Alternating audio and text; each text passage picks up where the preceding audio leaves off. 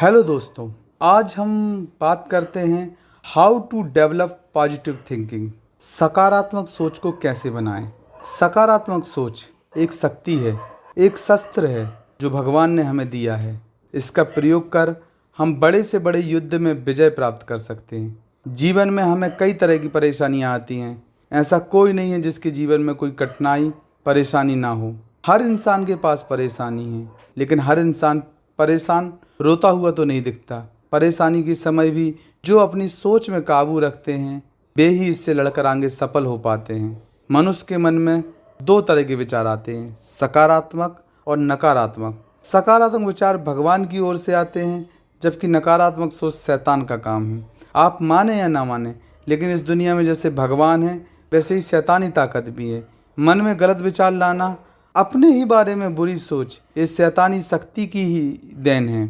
ऐसा कौन इंसान है जो अपने व अपने लोगों के लिए बुरा करना या सोचना चाहेगा, लेकिन शैतान ऐसा ही है। वो चाहता है मनुष्य की सोच उसके हिसाब से चले, इसलिए वो बात जो हमारी भलाई के लिए नहीं हमारे मन में डालेगा। कहते हैं पॉजिटिव थिंकिंग वाले लोग ही जीवन में सफल हो पाते हैं।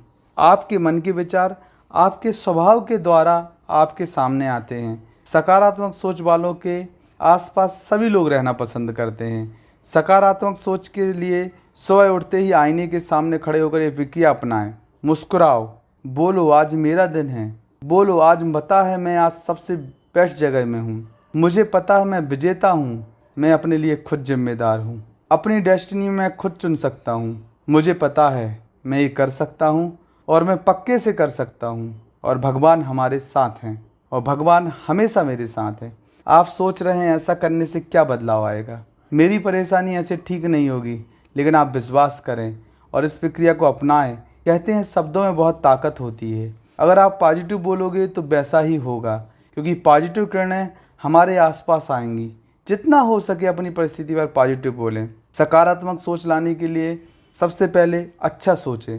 हमारी सोच जैसी रहेगी हम वैसा व्यवहार करेंगे, और अच्छा सोचेंगे तो अच्छा होगा और बुरा सोचेंगे तो बुरा। हर बात के दो पहलू होते हैं, एक अच्छा एक बुरा। आप सोच रहे होंगे ये सब बातें सिर्फ कहने की हैं। इंसान की परिस्थिति वही समझ सकता है जिस पर बीतती है। हाँ ये सच है, लेकिन आपको अपनी लड़ाई खुद लड़नी है। जैसे पानी से भरी आधी गिलास को कोई बोलेगा ये आधी भरी है, तो कोई बोलेगा ये आधी खाली है। परिस्थिति वही है, बस इसे देखने व सोचने का तरीका अलग है। एक गेम खेलते हैं। आप एक जीवन की बहुत कठिन स्थिति में हैं, जहां आपको कुछ भी अच्छाई नहीं दिख रही है, लेकिन इस परिस्थिति में आपको एक भलाई, एक अच्छाई ढूंढनी है। इसे आप एक चैलेंज की तरह लें।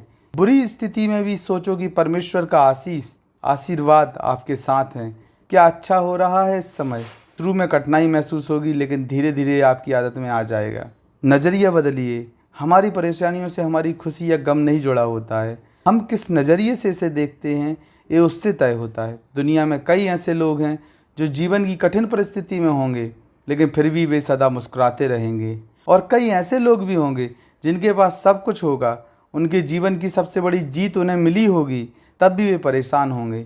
आपको तय करना होगा आप अपनी ज़िंदगी से क्या चाहते हैं, आप अपनी ज़िंदगी को किस तरह देखते हैं। शिकायत मत करें, किसी भी बात के लिए शिकायत मत करो। चिड़चिड़ाओ नहीं। बेकार परिस्थिति में भगवान या किसी इंसान या अपनी किस्मत को मत कोसो, बल्कि उस परिस्थिति का दूसरा पहलू देखो। जैसे अगर आपकी नौकरी चली गई है, तो आप ये सोचो जो काम आपके अभी तक नौकरी की वजह से पूरे नहीं हो पा रहे हैं वो अब आप कर पाओगे। आपके पास अब बहुत समय है परिवार के लिए, अपनों के लिए। आप ये सोचो कहीं बेहतर नौकरी भगवान ने आपको सोच रखी है, बस आपको उसका इंतज़ार करना है। अगर आपका किसी से झगड़ा हो जाता है, सामने वाला आपको बहुत सुनाता है, तो आप ये सोचो कि आपकी कितनी केयर करता है। अगर किसी को किसी की चिंता नहीं होगी तो वो उसे अपना समझकर कुछ कहेगा भी नहीं। इससे आपको शांति मिलेगी। परेशानी पर फोकस मत करो। जब हम अपनी परेशानी पर फोकस करते हैं तो वह हमें मौका देती है कि वो हमारी लाइफ में हक जमा सके। परेशानी की तरफ ध्यान ही मत दो, अपना ध्यान दूसरी ओर लगाने की कोशिश करो। परेशानी पर ध्यान लगाने से, परेशान होने से आप 1% भी अपनी परिस्थिति को नहीं बदल पाएंगे। इससे आपकी तबीयत और आपकी सोच पर फर्क पड़ेगा। लिस्ट बनाएं।